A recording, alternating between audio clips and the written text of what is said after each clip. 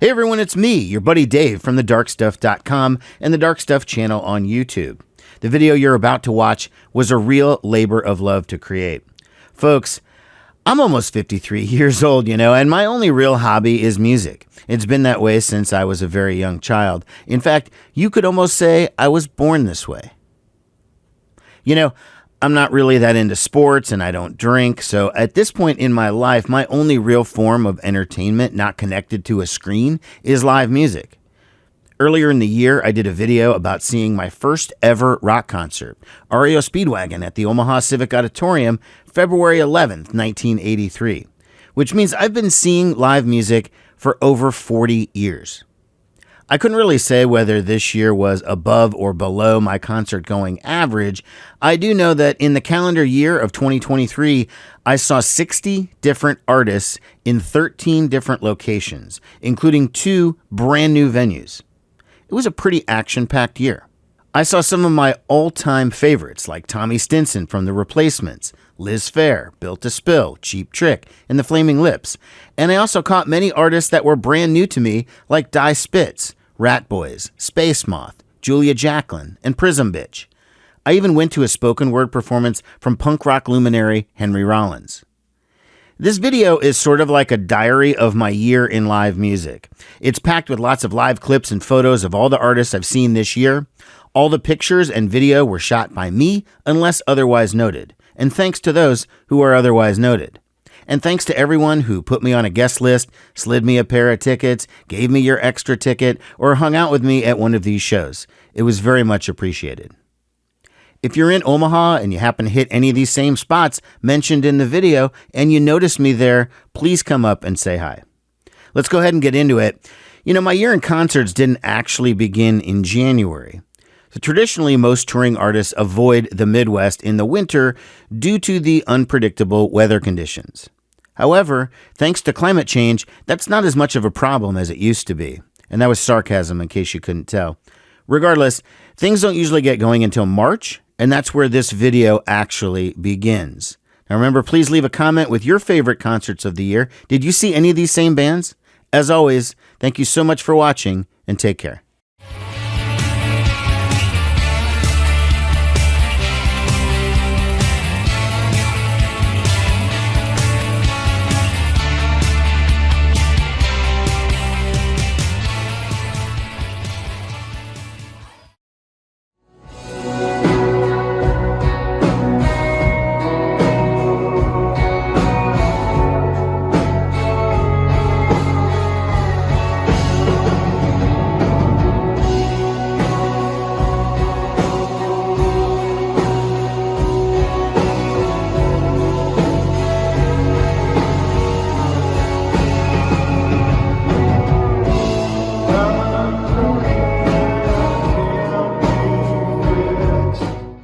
Hit the ground running in March because right on March 1st, I went to see Alan Epley perform. So if you're familiar at all with Alan Epley, you probably know him from his 90s band called Shiner.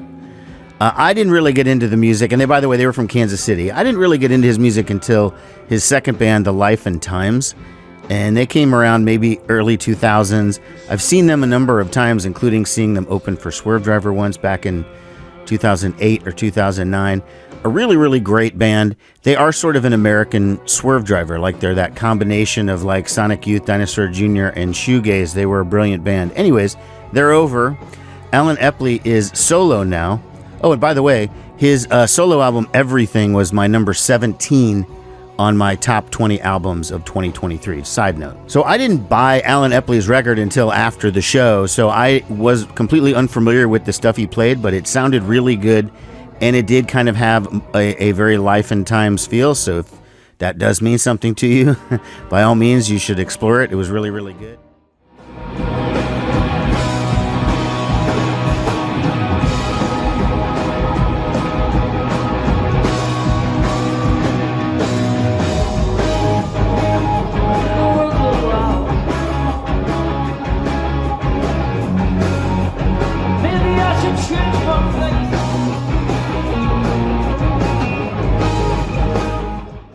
Also on the bill was Little Brazil.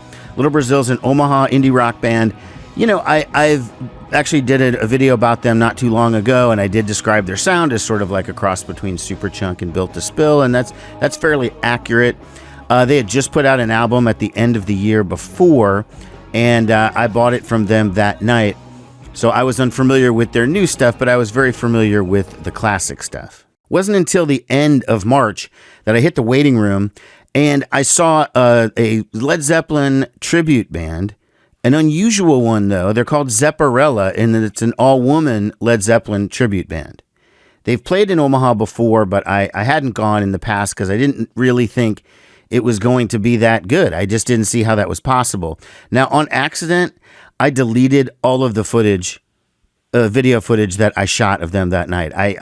Look, I'm not like an idiot with computers and stuff. I do know what I'm doing, but I thought I was just taking it off my phone, but somehow it deleted it permanently. Anyways, fortunately, I did post some shorts from that night, and I'm just going to insert them in here. That's the only video that I have of Zepparella.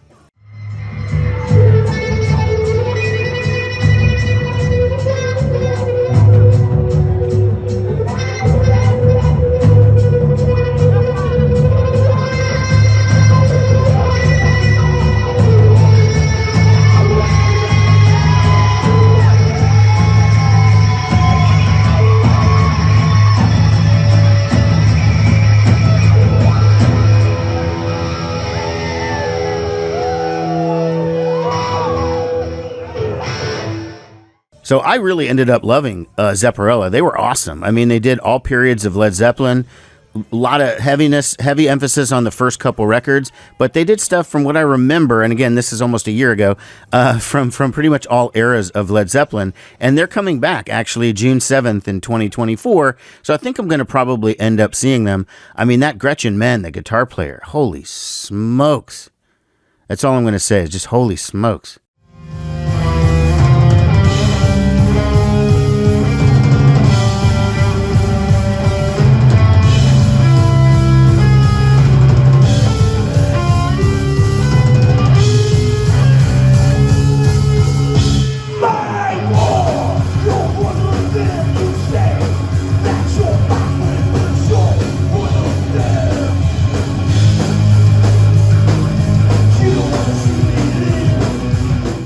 A couple weeks later, I hit the waiting room on April 12th to see Black Flag. Now, I was never old enough to have seen the original Black Flag back in the day, so I knew going in that the only original member of the band still around is Greg Ginn, the guitar player and the founder of the band and pretty much the writer of most Black Flag songs.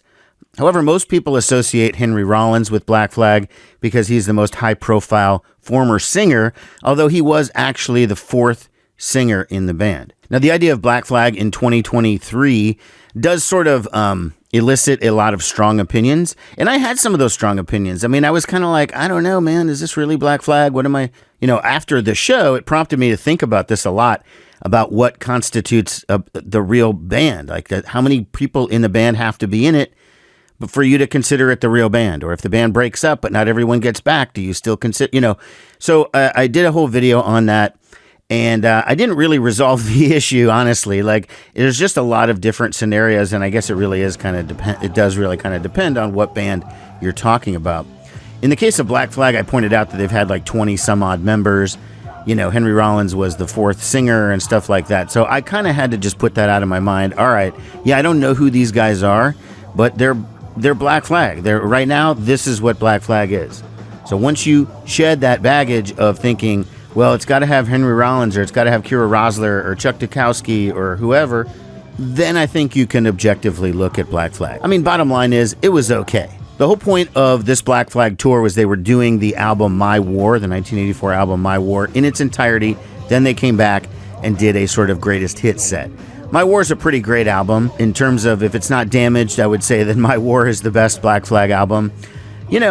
After seeing the show, it's like, yeah, it was cool, but it didn't really, it wasn't like mind-blowing, or I was, whatever, and there were people moshing and stuff, and I was like, is this what you do at a punk rock show in 2023? I don't know. I ended up having very mixed feelings, but The idea of, is it a real band if it's only one guy from back in the day, I kind of shed that as it can be. By the time Black Flag broke up in 1986, there was only one original member left, and that was the same guy, Greg Ginn.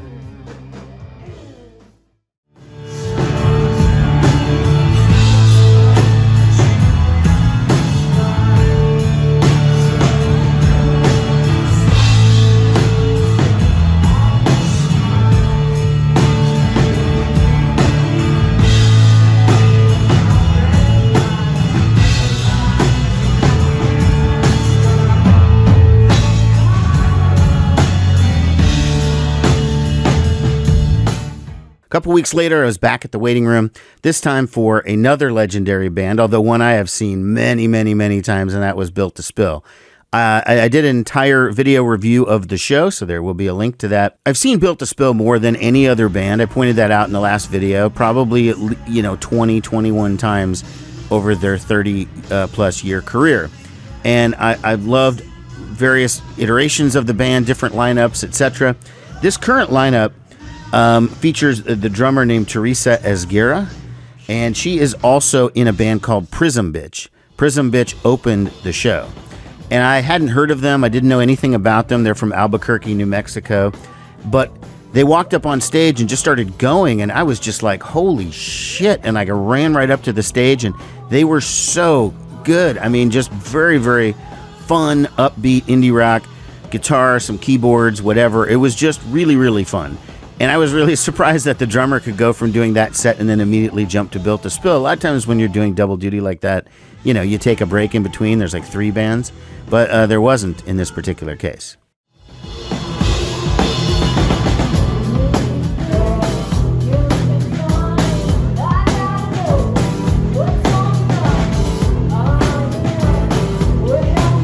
Anyways, I bought a Prism Bitch t-shirt, and I've subsequently gotten all their records, and I love this band. They were really, really good. When it came to Built to Spill, in my video, I was a little bit critical of the new version of the band. This is the second time I had seen them, and the last time in my review in 2022, I did think it was more about the lineup, that they hadn't really gelled yet. But now here it was a year later, and they definitely have gelled. And the individual musicians are fantastic. But for some reason, I was just expecting a different sort of vibe from Built to Spill. And now I've looked back at my footage and I've thought about it and stuff, and maybe I am a little bit hypercritical. Okay, it happens to the best of us. When you've seen Built to Spill this many times, that kind of thing sort of happens. Would I see them again next year when they come back? Yeah, 100%. Zero question about it, 100%. Come on, fellas. Spring break summer. Rev up the engines and grab a tall frosty one. Let's go get it.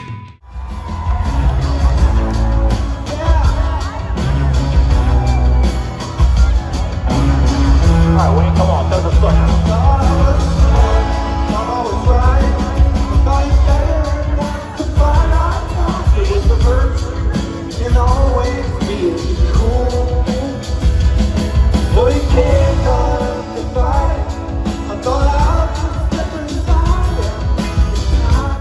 Okay, next up was another longtime favorite band of mine, the Flaming Lips. Now, I had sort of given up on the Flaming Lips, for the last 10 years or so, because I haven't really been vibing with their new music. So I wasn't even planning on going to this show. The show is taking place at a brand new venue in Omaha called Steelhouse.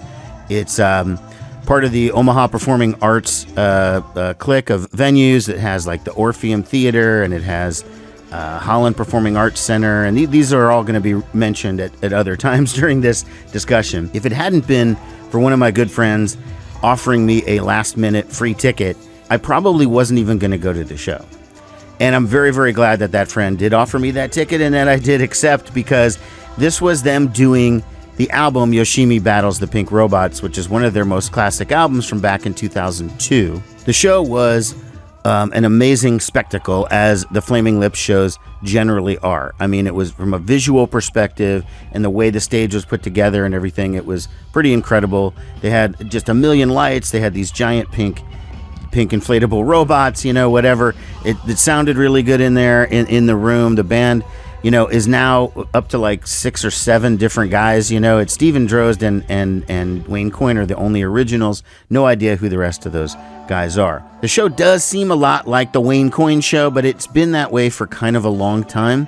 So you're not really seeing the same kind of band that it used to be, a 4-piece guitar rock band or whatever. That's 30 years ago, and I need to get kind of past that. It was a really, really enjoyable show, and I'm absolutely glad that I went. The set after They Do Yoshimi was sort of a greatest hits set. They didn't really go too far back in terms of their career, but they did do She Don't Use Jelly.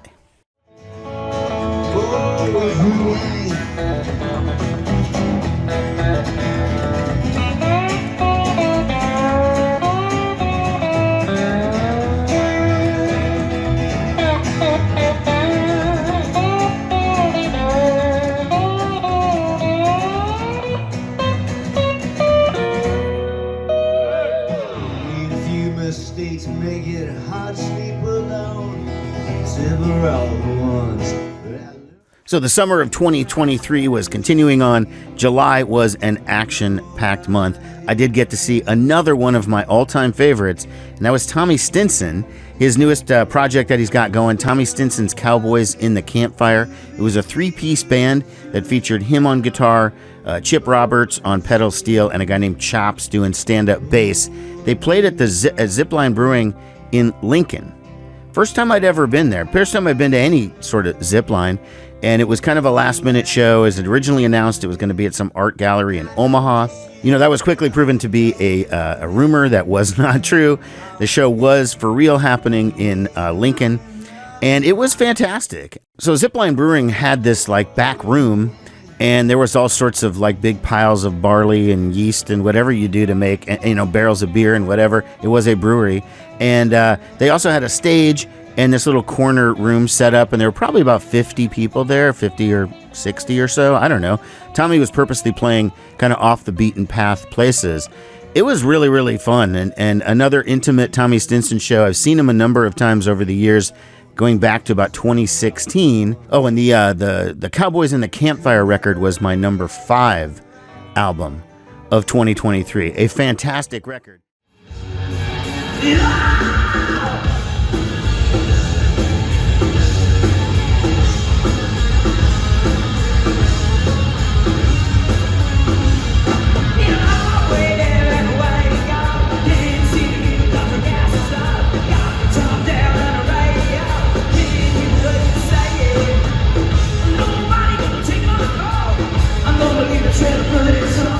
So 10 days later, I was back at the Steelhouse, this time to see LA Guns. Now, I did an entire video about the LA Guns show, but I should point out, LA Guns wasn't even the headliner, okay? Actually, it was a Tom Kiefer band. Tom Kiefer, the former frontman for Cinderella, he was the headliner. But I was there to see LA Guns, and one of my good buddies was there because he's friends with Tracy Guns, and so that was who we were there to see. We saw LA Guns, we went backstage and hung out with them a little bit, and so I didn't see most of Tom Kiefer. So all of my footage and the entire video that I did, or I'd say 95% of it, was all LA Guns. I have a stronger connection to LA Guns anyways. I met them back in the 80s, twice actually. One time when they were warming up for Def Leppard in 88, and then another time in 1990 when they were doing a headline show at a club. I did see Cinderella back in the day too. Once opening up for David Lee Roth, and then another time opening for, was it Bon Jovi? Or maybe they were a headliner at that point. I'm not really sure, but I know I saw them 2 times in the 80s. So even though my hair metal days are way behind me, LA Guns was one of those bands that I never really thought totally fit in with that hair metal scene. Like I said in the other video, they're definitely hair metal adjacent, but they were always more, rock and had some punk elements and stuff. And that's why I still love their debut album. It still holds up more than any of their other stuff.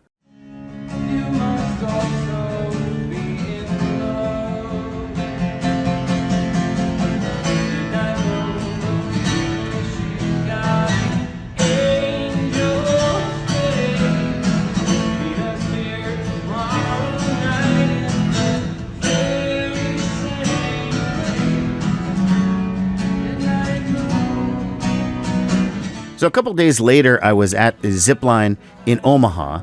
I mentioned before the Zipline in Lincoln with Tommy Stinson. And this time, it was for a really last-minute show that I heard about, which was Josh Caterer, who used to be, or he still is, the singer and guitar player in the band The Smoking Popes. Smoking Popes were a band I really, really liked in the mid-90s. They were a Chicago pop-punk band.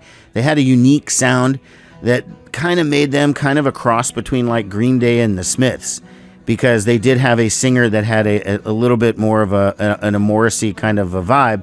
And in fact, Morrissey loved them so much that he actually invited them out on tour. And when they were on a major label, they did a record, I think it was called Destination Failure, and they were out on tour with Morrissey. And he told a funny Morrissey story. Basically, you know, they never really hung out with Morrissey or talked to him too much at all. But he did come to a sound check one time, and he asked him some questions to clarify what certain lyrics meant, because he didn't really understand. It was using like American sort of colloquialisms. Anyways, so this was a really, really fun show. It was absolutely intimate, as they would say. There were about 25 people there. That was all the seats that they had in the entire thing. And Josh played unmiked. It was just him and an acoustic guitar in the corner of this brewery, and it was really, really cool. So after the show, this 100% got me to play my old Smoking Popes records, and I did play Born to Quit and Get Fired, which are the two ones that I had. Those are the two ones that I've liked since the 90s, and it was really great kind of getting reacquainting myself with Josh and Smoking Popes.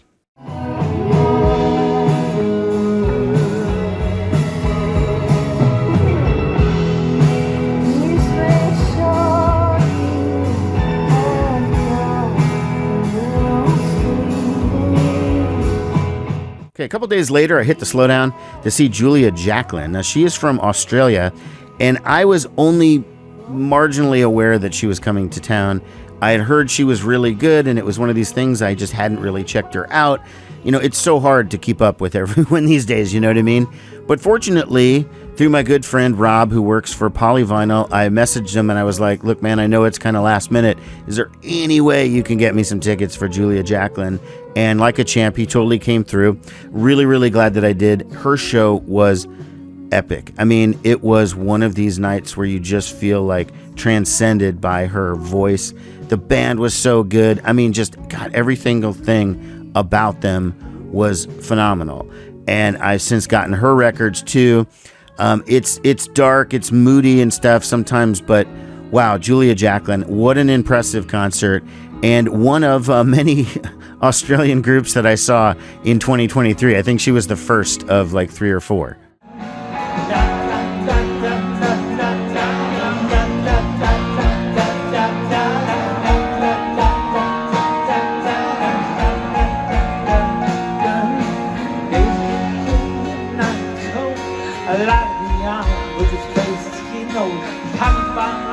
Okay, first up in August was the return of Soccer Mommy. She was the first concert that I saw once all the COVID lockdowns ended. She did a show at the Waiting Room in 2021, and it was just like, oh man, awesome, I'm back out. Everyone, you know, it was just such a like revelatory, fun experience because it was the first time everybody was out, but everybody still had to wear masks and stuff. So this was the first time where everybody was free to like do whatever the heck they wanted. Opening the show was this band called Pool Kids, who were from somewhere in Florida, I can't remember.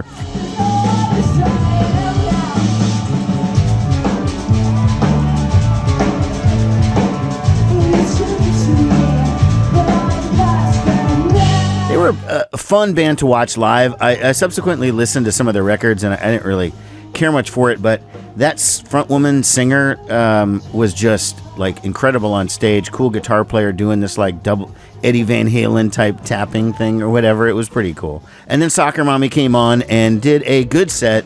You know, the thing about Soccer Mommy is I'm a fan, and I have seen her 3 times at this point, and will probably go again next time and enjoy her albums.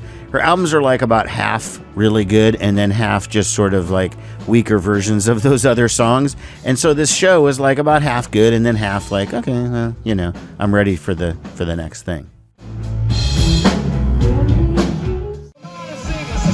The customer is never wrong. I'm not a singer, I'm the one with the microphone. I've been making shit up as I go.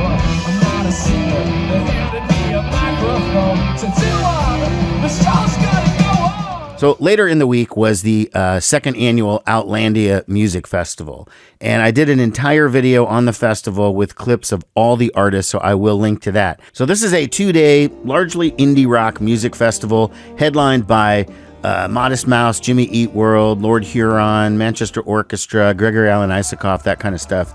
And during the day, we had Cat Power and The Faint and Horse Girl. Anyways, there was a lot of really great bands.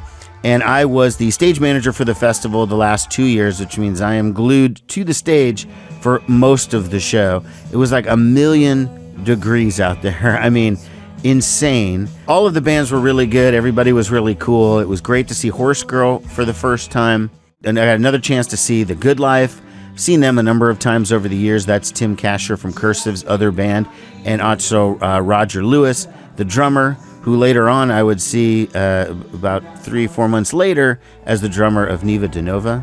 Friday night's headliners were Gregory Alan Isakov and Lord Huron, and I had to admit that I was pretty unfamiliar with them prior to the festival. I mean, I made myself familiar with them once they were announced as the headliners.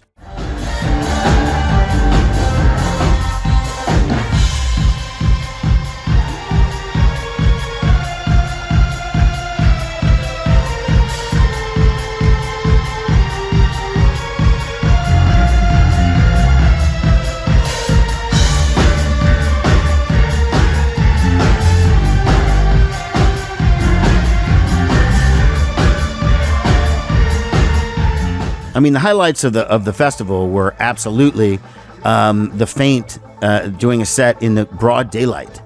I've seen them 1,000,000 times going back to the late 90s, and I've always seen them indoors, in clubs, in theaters, in an arena, and they always have a big light show and a big visual thing. Well, this was them playing in the middle of the afternoon. They played at 5 o'clock in the afternoon, 150 degrees outside or whatever, and they were amazing. I was a doubter beforehand. I shouldn't have doubted them. They were absolutely incredible. The Good Life was great. Horse Girl, Lord Huron, Modest Mouse, of course.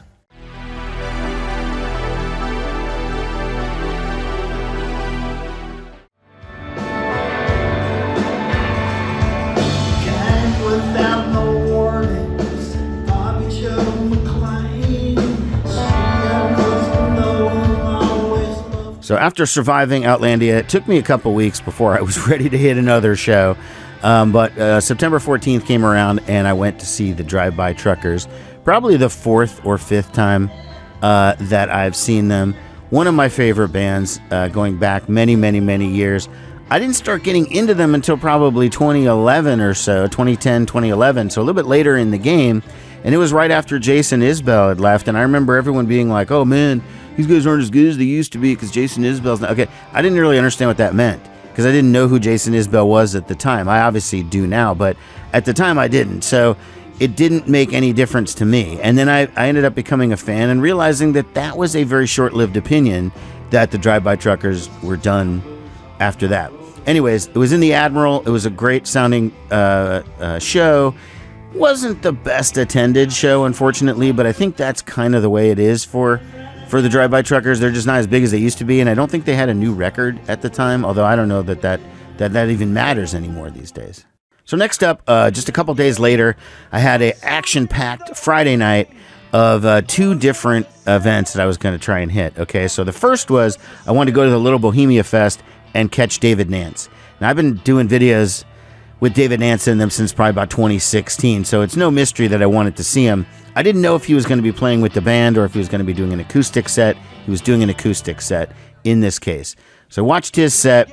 We left. We went across the street, got something to eat at a restaurant across the street from the festival, and then we headed over to Page Turner's to see Head of Femur.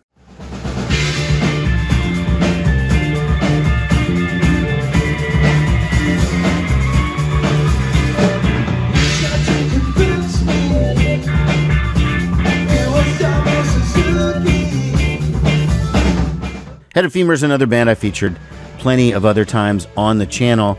This particular show was like a fundraiser for a friend of theirs or a friend of Page Turner's who had fallen on tough times, or I don't exactly remember what the benefit was for, but it had something to do with a former employee of Page Turner's or a friend or whatever. It was like the best Head of Femur show I've seen in a while. I mean, I hadn't seen them in a couple years, but they were really, really good. They played a bunch of new stuff. It sounded excellent. So I'm looking forward to more Head of Femur for sure.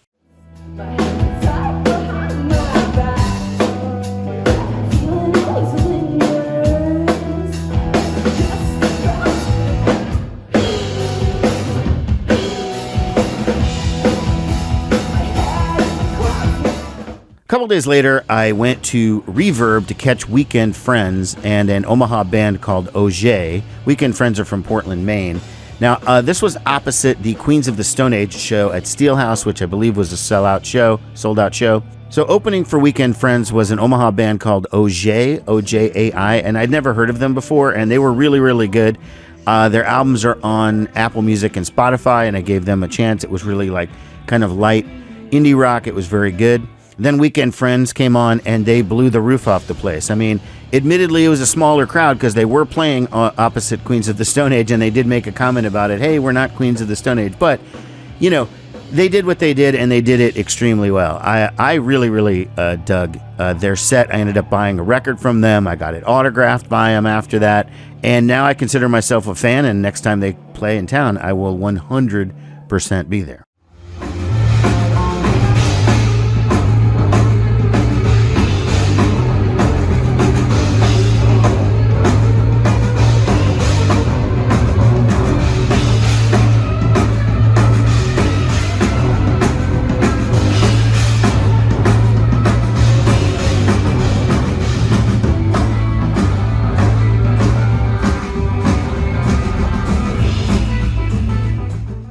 Wednesday, September 28th, I was able to see one of the most legendary guys in all of punk rock, someone who I've been seeing and admiring for many, many years, and that was Mike Watt. His new band, his newest band, is called MSSV, which stands for Main Steam Stop Valve, and it's a band with him, Stephen Hodges on drums, and Mike Bajetta on guitar. And I really, really ended up liking them. Before I get to that, though, the opening band was called Bad Bad Men. They're an Omaha band made up of some serious scene veterans, and I ended up really, really digging them, too. The guys from Bad Bad Men ended up contacting me after the show, sent me a copy of their album. It is really, really good if you're a fan of kind of aggressive guitar, garage rock. That's a band that you're going to definitely want to check out. So I wasn't really sure what to expect with MSSV. I mean, I've seen Mike Watt in a number of different incarnations with a number of different people. In fact, I'm planning on seeing him with Porno for Pyros in about 2 months from when I'm recording this thing right here. But this was a combo that I didn't know too much about, and I had been given some wrong information. I'd been told that they were strictly instrumental, that it was all avant-garde, experimental. I mean, it wasn't really. When Mike Watt arrived, though, I started getting a little concerned because he did look really thin and really frail, and he needed like assistance to get up there on stage, and he played sitting down. And I heard later that it was because he had had some knee surgery, and that was what was going on, and it wasn't any big deal. And I'm sure he'll be standing and upright at the Porno for Pyros show. We'll see. His playing was 100% not affected because he was really, really, really good that night.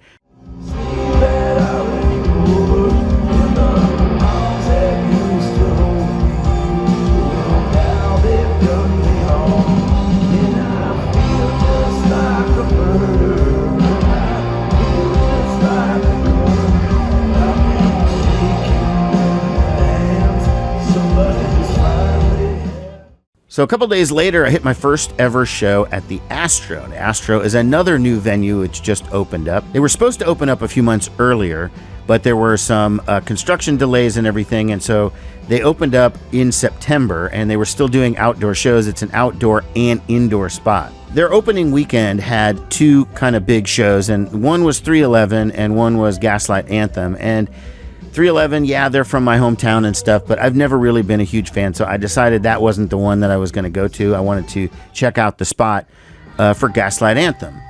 Along with Gaslight Anthem, there were two openers for that particular show. The first one was a ska band called Catbite. Didn't know too much about them. Enjoyable enough. They did a No Doubt cover. That's the extent of my ska knowledge, is like 3 bands and No Doubt, really. Middle artist was a folky acoustic guy, a guy named Donovan Woods.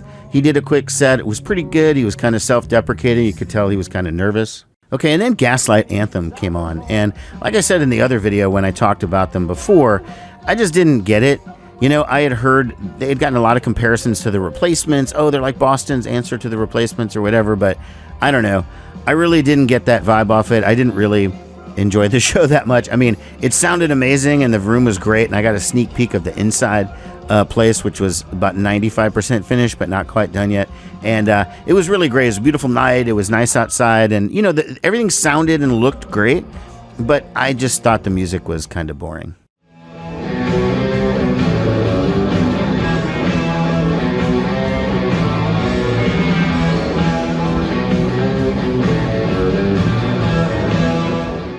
You know what? September may have been pretty crazy, but October was even crazier. And it started off really, really strong with Cheap Trick coming in at the Orpheum. Now, this is my first time seeing Cheap Trick since the departure of Bunny Carlos, and he left like, I don't know, 12, 13 years ago. I don't know whether he was fired or he retired or whatever. I was nervous about seeing the band without Bunny Carlos, but I have to say that it was still a great show. So the main idea behind me going to this show was I got a pair of tickets because a friend of mine was in town and he had an ailing parent and he was in to visit and whatever. And long story short, that parent ended up passing the morning of this Cheap Trick concert. So obviously he wasn't going to be going with me. I still salvaged a good time out of it. I mean, with a different person. Obviously, sorry if that sounded insensitive. I wasn't trying to be. And I'm really, really glad that I went. It was a great way to kick off an action-packed month.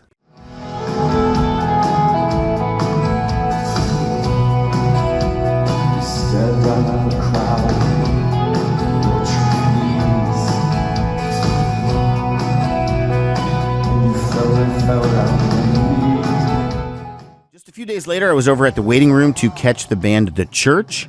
I'd never seen this band before, though I've been aware of them since the 80s. They have been they're from Sydney, Australia originally. You might remember them from a late 80s hit song they had, Under the Milky Way. That's probably the best known song in the United States, or maybe Metropolis or something. So they were doing an evening with The Church, so there was no opening act. They do have a new album out called The Hypnagogue, and I've been playing it on my show, but I was not super familiar with it. It was a concept record, and I had heard incorrectly that the band was going to be doing the new album in its entirety, then taking a break, coming back, doing a hit set.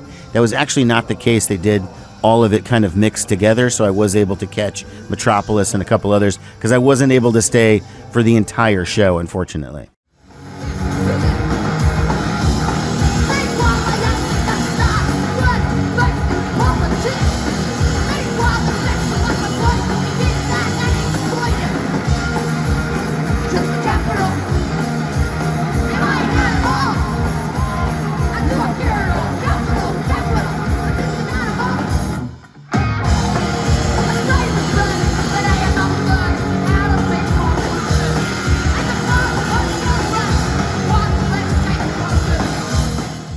Thanks to my favorite energy drink, Alani Nu Cherry Slush. By the way, I'm not sponsored, but if you feel like sponsoring me, feel free to give me a call.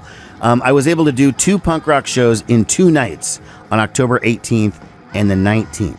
So the 18th was Amo and the Sniffers, the Australian punk rock band. They've been buzzed about for a really long time. I played them a bit on my show. A lot of friends were telling me how great these guys are. I was hearing all over the internet. There was this like shock that they were playing in a club in Omaha. I was at the waiting room. And as I explained in my video just about this show, Omaha is not the same size market as Chicago and New York and whatever you're basing these things on. So in Omaha, they were able to sell out the waiting room. So there was a lot of expressed jealousy of me being able to see Amo and the Sniffers in such a small space.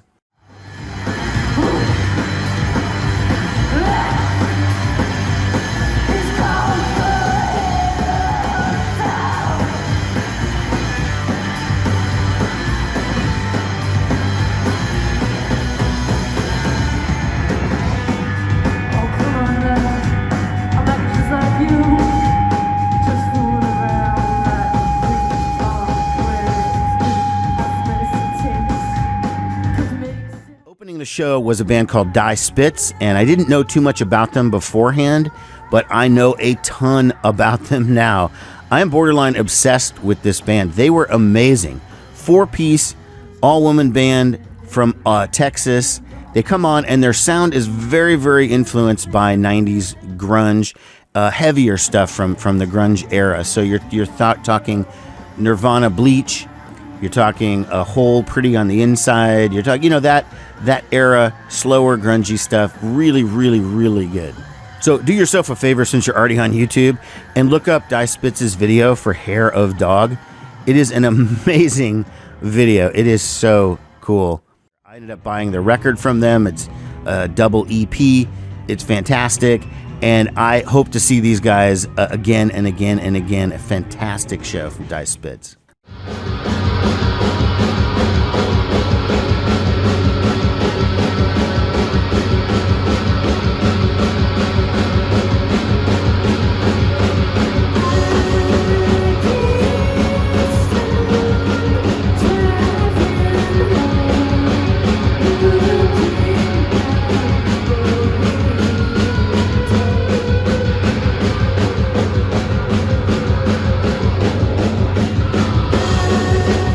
The next night was over to Reverb to see Chicago indie rockers Rat Boys.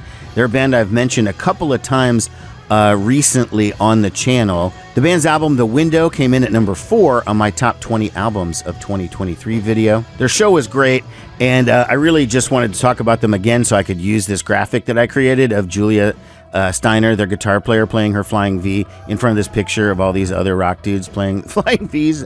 I just really wanted to reuse the graphic. Opening for Rat Boys was a Philadelphia band called Another Michael. Well, a band I don't know, but I think actually one of the guys was named Michael, but they were kind of an acoustic, sort of folky sort of thing. So Another Michael didn't really do much for me, but I'm not feeling the sort of the quiet folky stuff these days. It's just, I don't know. I'm in a louder rock mood lately. Having said that, just 4 days later, I went over to the Astro to see Wilco. Probably the 10th time or so that I've seen Wilco. Recently, I saw them at, they did Outlandia in 2022. I saw them at the Orpheum right before COVID. They're obviously one of my favorite bands of all time. They're just fantastic. Down on the dew, inside out of love, to laugh, I was looking for you. Saxophone started blowing me down, I was buried in sound, taxi cabs are driving me around.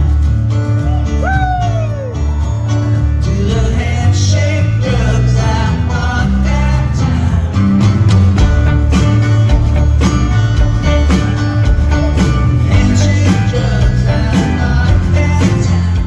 Opening the show was a singer-songwriter named Nina Nastasia, and unfortunately I didn't know much about her before the show, and I still don't really know much about her after the show.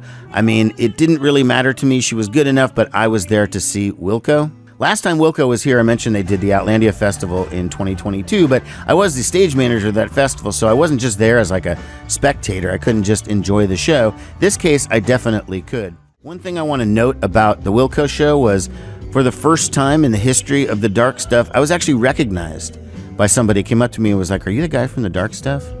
I don't know. I'm not too cool to admit that I did get a slight momentary ego boost from that. It was really cool. And hey, dude, thanks a lot for coming up to me and saying hi. Initially, this Wilco show was supposed to be indoors. I mean, it was October 23rd. And in Nebraska, usually it starts getting kind of cold at that time, but the indoors wasn't 100% done. It was about 98% done. Before I had said it was about 95. Now it's about 98% done. But you know what? The weather was beautiful that night. It was amazing. So absolutely did not make any difference.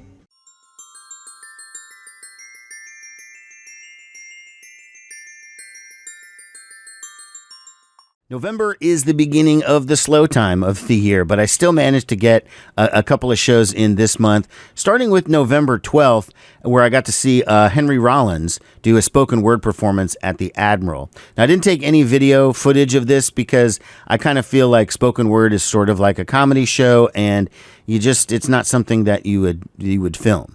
Either way, it was a strange coincidence that I did see Black Flag earlier in the year and now see Henry Rollins later in the year. If you're familiar at all with Henry Rollins as a spoken word performer, you know he's going to be telling stories about how he got into Black Flag and the early days of punk rock and, you know, his life and career and everything. And he's a fascinating person.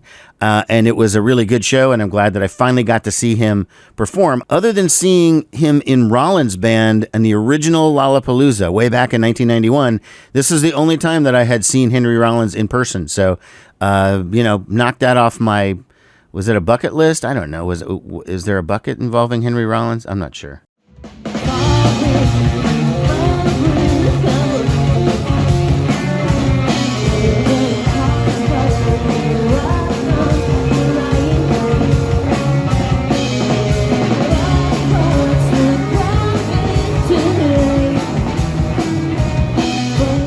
A couple days later, I was down at the Slowdown to see Speedy Ortiz. This was the first time I'd seen the Boston-based indie rockers in a couple of years. I mean, definitely was pre-COVID, that's for sure.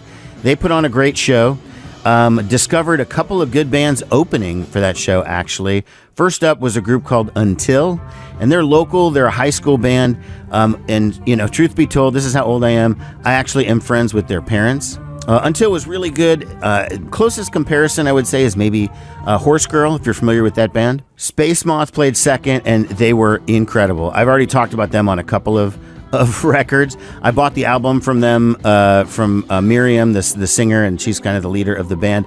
That night, they're for fans of Stereolab and maybe Broadcast and a couple other bands, incredible. They were the best band of the night by far.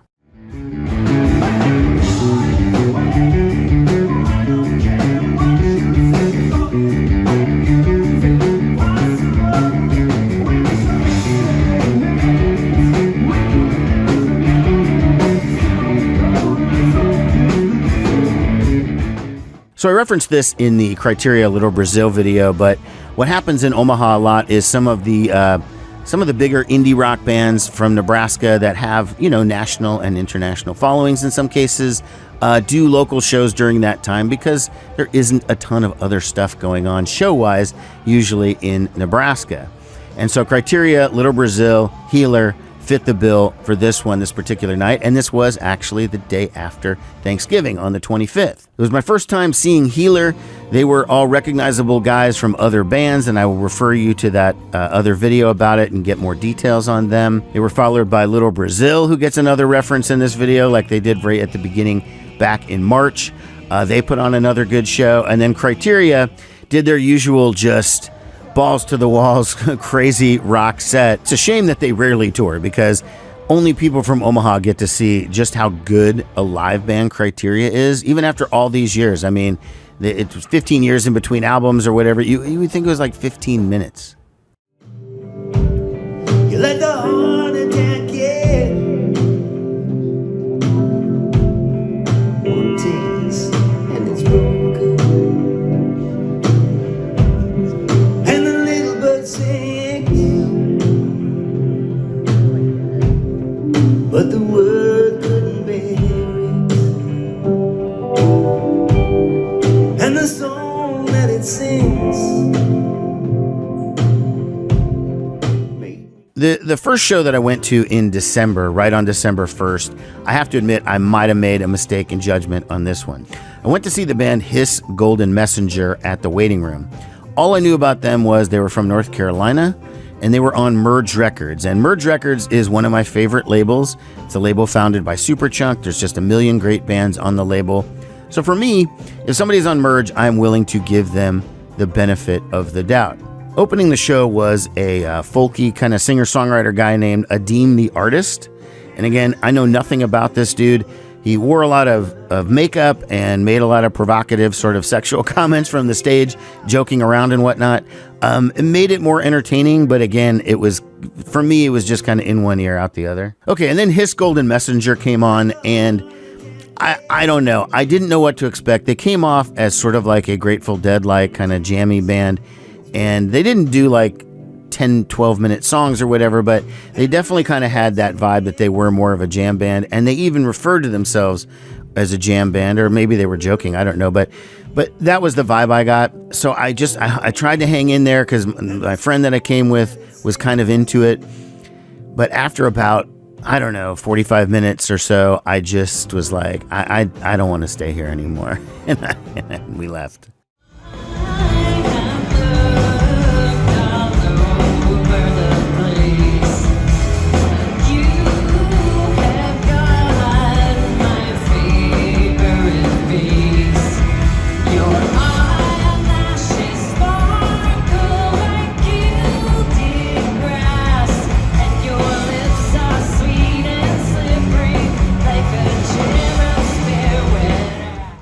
Just a couple days later, I was down at the Holland Performing Arts Center to catch Liz Phair. I do have an entire video review of this, so this is going to be just kind of giving you the cliff notes here. Liz was doing a tour celebrating the 30th anniversary of her debut album, Exile in Guyville, one of the greatest albums of all time, one of the top 5 albums of the 90s, just giving you my 2 cents. Liz was the recent subject of our rock and roll book club. We did an episode on her memoir called Horror Stories. There were a lot of reasons why I was excited to hit this Liz Phair show. Opening the show was a singer-songwriter named Kate Bollinger. And while she was good, it just wasn't what I was ready for that particular time. She was very mellow, kind of like a Joni Mitchell type. And again, talented, but I was just ready to see Liz Phair, and I would have preferred an evening with Liz Phair just to be TBH there. So the Liz show was extremely well put on, great visuals. The band did an exceptional job. Her band was excellent on this one. They do the album start to finish. They come back. They do a bunch of encores, which were a little bit more career inclusive. I did find out through reading on a Liz Phair message board that I follow, or a Facebook group, I should say, that part does vary. The encores do sort of vary. I was very happy with the encores that we got, personally.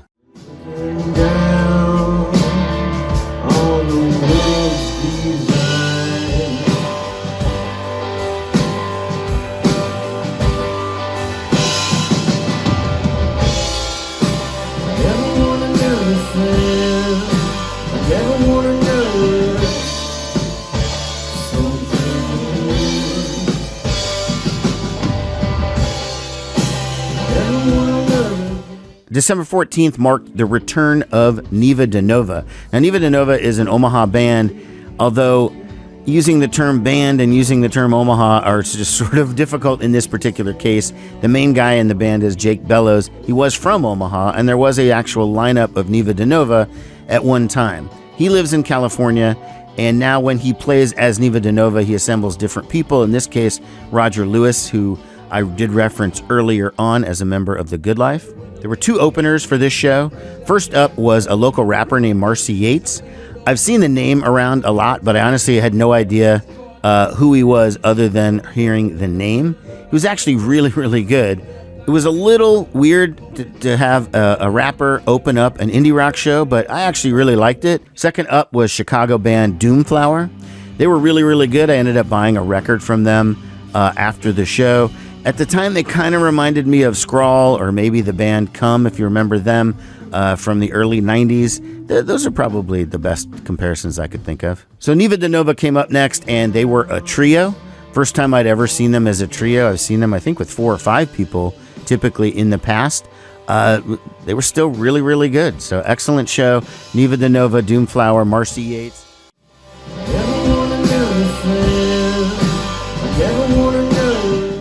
Thanks so much for watching until the end. Make sure to subscribe to the channel so you never miss an episode. So, you have a MySpace page or something?